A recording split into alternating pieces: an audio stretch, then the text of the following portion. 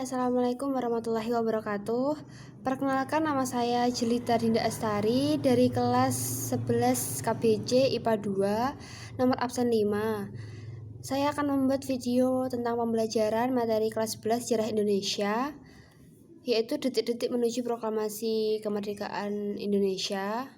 Ini adalah video pembelajaran pertama kali yang saya buat karena sekaligus tugas dari Bu Rina selaku guru sejarah Indonesia dari MAN 1 Trenggalek. Oke, sekarang saya akan buka PowerPoint dulu. Tunggu ya.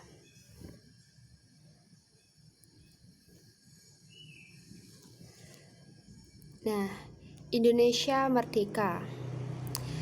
Saya kasih ya by Jelita DA supaya nggak dikopas korek sama orang lain. Nah,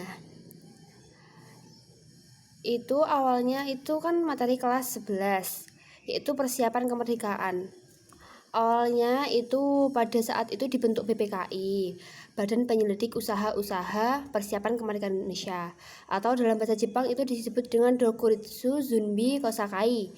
Badan itu diresmikan pada tanggal 29 April 1945 dan diketuai oleh Dr. Rajiman Weddio Diningrat. Oke, lanjut. Sebagai persiapan, BPUPKI itu tadi melakukan 2 kali sidang. Sidang pertama dilakukan pada 29 Mei sampai 1 Juni 1945. Sidang itu bertujuan untuk menentukan rumusan dasar negara. Pada kesempatan itu, Supomo, Muhammad Yamin, dan Soekarno masing-masing mengajukan konsep yang telah mereka buat pada 1 Juni 1945. Lalu terpilihlah rumusan dasar negara yang diajukan oleh Soekarno, yaitu yang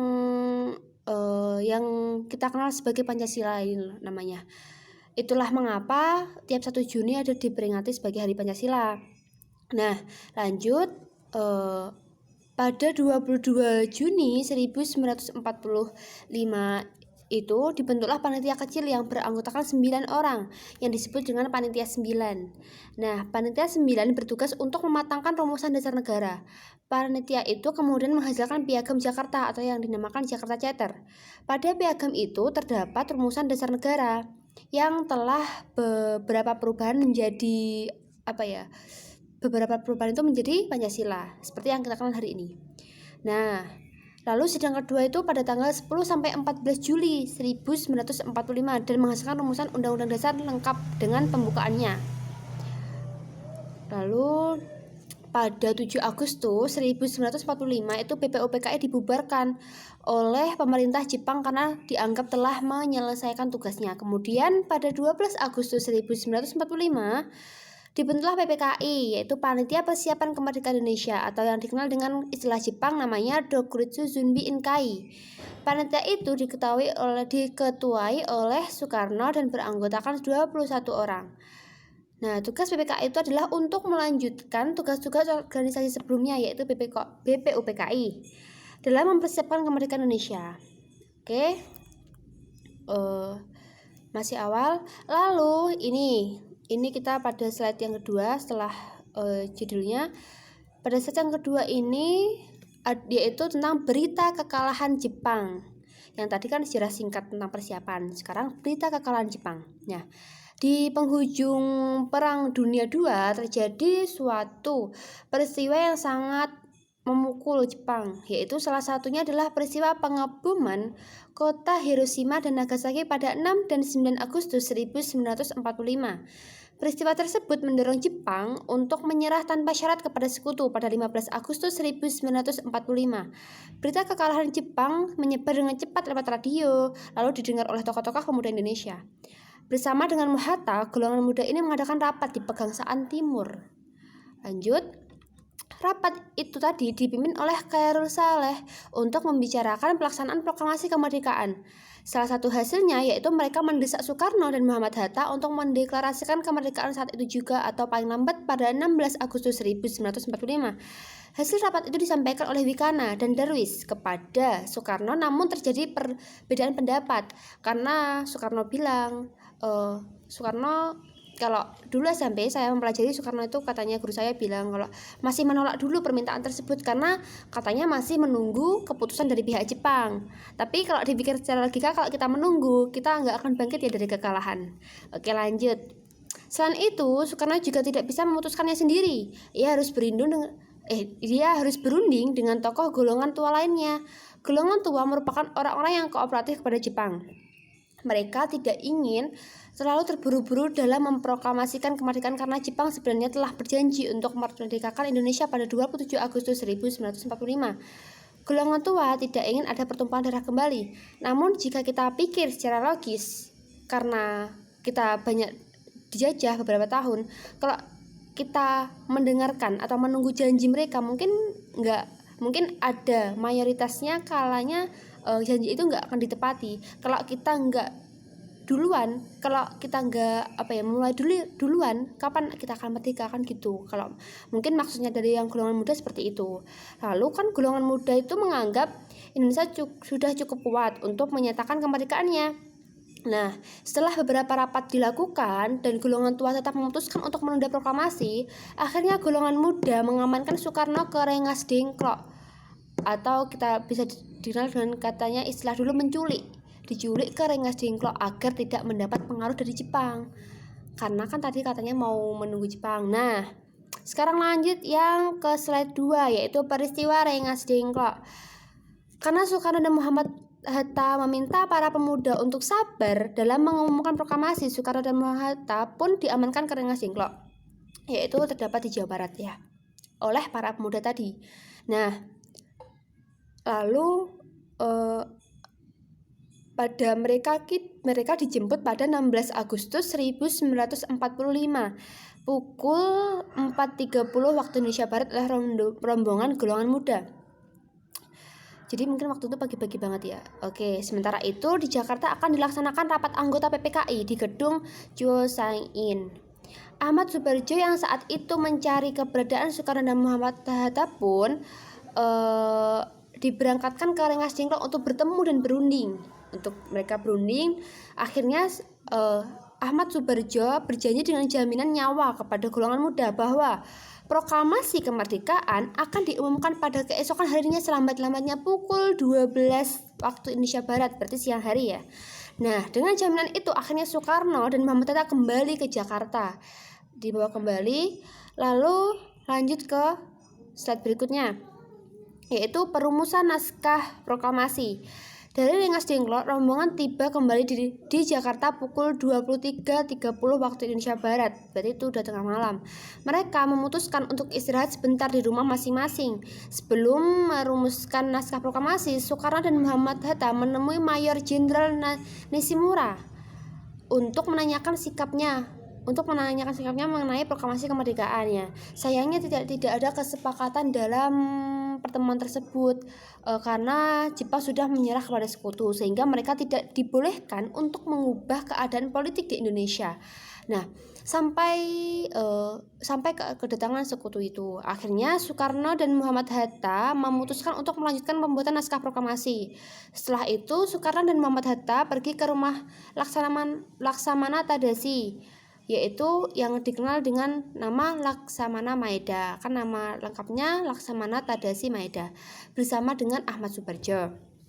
Nah, walaupun orang Jepang, Laksamana ini memiliki kedekatan yang cukup erat ya dengan tokoh-tokoh Indonesia, dan beliau memberi jaminan keselamatan. Nah, lalu setelah itu proklamasi kemerdekaan Indonesia. Nah, ini udah menuju proklamasi kemerdekaan Indonesia loh ya. Nah, proklamasinya itu berarti tadi masih slide ini. Oke. Detik-detik itu setelah disepakati, proklamasi akan dibacakan pada pukul 10 waktu Indonesia Barat di rumah Soekarno. Sementara itu, Muhammad Hatta berpesan kepada para pemuda tadi yang bekerja di kantor itu untuk memperbanyak naskah proklamasi dan menyiarkan ke seluruh dunia bahwa Indonesia telah merdeka. Oke, hebat. Lalu pagi harinya Soekarno sudah didapati oleh banyak orang. Sodancol Latif Hendradiningrat itu menugaskan anak buahnya untuk berjaga-jaga di sekitar rumah Soekarno. Ia menunggu kedatangan Muhammad Hatta untuk membacakan naskah tersebut. Setelah Bung Hatta datang, upacara dimulai. Pada awalnya itu SK Trimurti diminta untuk mengibarkan bendera. Namun ia menolak. Menurutnya pengibaran bendera sebaiknya dilakukan oleh seorang prajurit. Akhirnya ditunjuklah Sodanco Latif Hendra Diningrat, yaitu seorang prajurit peta yang dibantu oleh Suhud. Sementara itu, bendera merah putih itu tadi dijahit oleh Ibu Fatmawati, yaitu selaku istri dari Soekarno. Upacara berlangsung dengan sangat aman, syahdu, dan para hadirin spontan menyanyikan Indonesia Raya ketika bendera dikibarkan. Nah, setelah itu reaksi masyarakat Indonesia ketika itu ya seneng karena penjajahannya berakhir dan kita memasuki penyebar luasan berita proklamasi kemerdekaan Indonesia. Berita proklamasi disebarluaskan melalui siaran radio dari kantor berita Domai. Mendengar berita ini, pihak Jepang melarang penyiaran berita proklamasi itu. Kemudian pada 20 Agustus 1945, alat pemancar di Domai diputus dan disegel sehingga pegawainya dilarang masuk. Tanpa kehilangan akal, para pemuda kemudian membuat alat pemancar baru yang mereka ambil dari alat-alat pemancar dari kantor berita Domai. Alat pemancar itu dibawa ke Menteng dan berita tersebut segera disiarkan ke seluruh Indonesia. Oke, ini HP-nya bunyi karena masih daring ya. Maaf guys. Nah, hampir seluruh harian Jawa pada 20 Agustus 1945 itu memuat berita proklamasi terus dan Undang-Undang Dasar Negara Indonesia.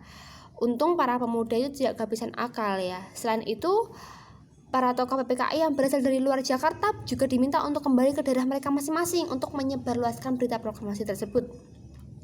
Seperti Teuku Muhammad Hasan dari Aceh, lalu Samratulangi dari Sulawesi, lalu Ketut Puja dari Bali, Hamidan dari Kalimantan.